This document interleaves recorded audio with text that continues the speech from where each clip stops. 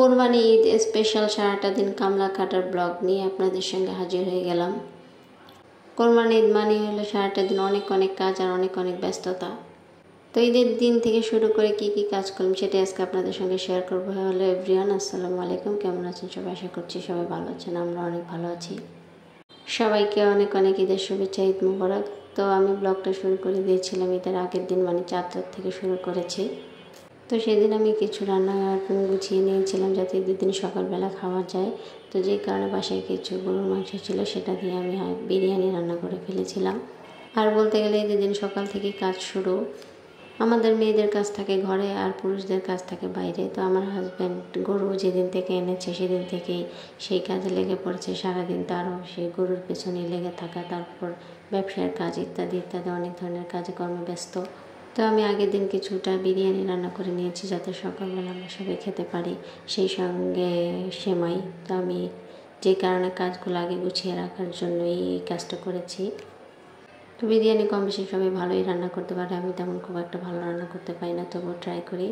YouTube দেখে দেখে শিখেছিলাম আর কি। ঈদে আপনারাও এই বিরিয়ানিটা রান্না করে খেতে পারেন। তো এই যেহেতু তো তেমন আর অন্য কোনো কিছু কেনাকাটা বা কিছুই করা হয়নি, বাসায় ছিলাম সারাদিন। বাসায় কাজকর্ম করতে করতে দিন অর্ধেক সেই ঘর গোছানো শুরু করে ইত্যাদি অনেক ধরনের কাজকর্ম থাকে। মেয়েদের ফ্রিজ পরিষ্কার করা, আমাদের ঘর দোয়ার ধোয়া মোছা, বাটাবাটি ইত্যাদি। আমার তো ঈদের 2 দিন আগে থেকেই কাজ শুরু হয়ে গিয়েছে, এক ফোঁটাও কোনো জিরানি নেই। তো এই তো আমার বিরিয়ানিটা প্রায় হয়ে গিয়েছে, রান্না হয়ে গেছে। সকালবেলা ব্যাস একটু গরম করে নিলেই হয়ে যাবে। তো আমরা এরপর একটু সেমাই রান্না করে নেব। সেমাইয়ের দুধটা আমি আগেই গরম করে রেখেছি, তো সকালবেলা শুধু সেমাইটা রান্না করে নিলেই হয়ে যাবে।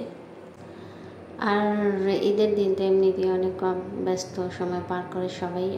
আমি না, কোরবানি ঈদ মানে সবার ব্যস্ততা, টুকিটাকি সবারই কাজকর্ম অনেক বেশি থাকে। তো এই তো সকালবেলা হয়ে গেছে, ভোরে আমি প্রায় উঠে গিয়েছিলাম।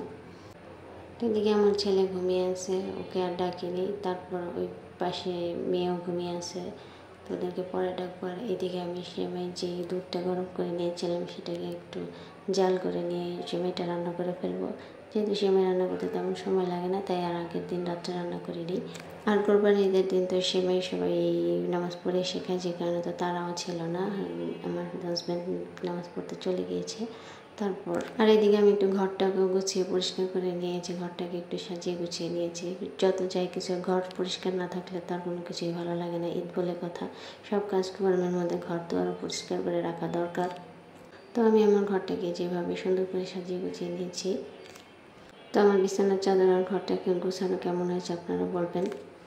আর ওদিকে তো আমার হাজব্যান্ড গরু বানানোর কাজে চলে গিয়েছে। আর এই তো দুপুর হয়ে গেছে, বাবার বাড়ি থেকে কিছু মাংস পাঠিয়েছিল। আমাদের গরু বানাতে অনেক দেরি হয়ে গেছিলো, যার কারণে বাবার বাড়ি থেকে কিছু যে মাংসগুলো পাঠিয়েছে সেগুলোই আমি ধুয়ে পরিষ্কার করে বসিয়ে দিব।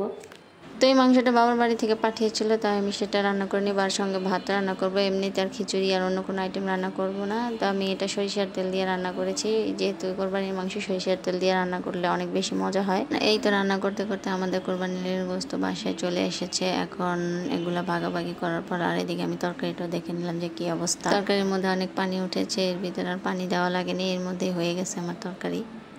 জামাইয়ের কাজ বলে কথা, এই যে মাংসগুলো ফ্লোরের মধ্যে একেবারে ঢেলে নিয়েছে।